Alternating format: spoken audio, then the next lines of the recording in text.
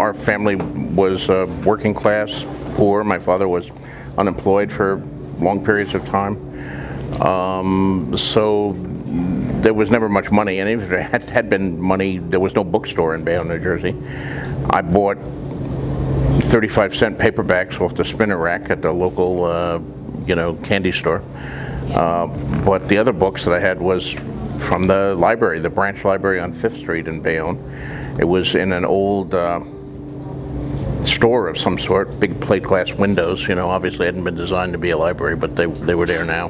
Between it had a delicatessen on one side and a pet store on the other side, and I pretty well went into that library and read every science fiction book that they had. And then when I actually started, there was the main Bayonne library was up on 30th Street. You had to take a bus to get that one, but that was an old Carnegie library, and I found in there a book called the Science Fiction Handbook by L. Sprague de Camp, and it was sort of a how to write science fiction guide for writers. And I read that one over and over again. I would take it out and return it before a fine was due, and then I would take it out again.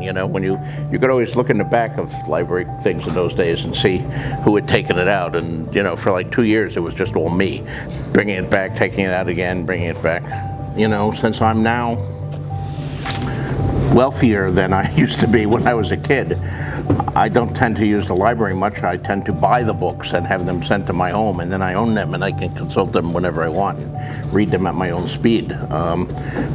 So like before Game of Thrones, I read all these books about the Middle Ages, the Wars of the Roses, the Crusades, the 100 Years' War. History is historical fiction, sort of total immersion in the Middle Ages and knights and all of that stuff, because you never know what you're going to need. You're sitting there writing, and you realize you have to describe what kind of underwear someone might be wearing, and you better kind of know that, because if you have to stop and go to the library or even go online and research medieval underwear, it breaks the flow. So I try to do most of the research before I even begin a book. And then when I'm done, I'm left with 100 books about whatever period or subject I've been researching. So you're also and now I have my own library. I have to keep buying more and more houses to store all my books in, which I guess is a problem that libraries have too.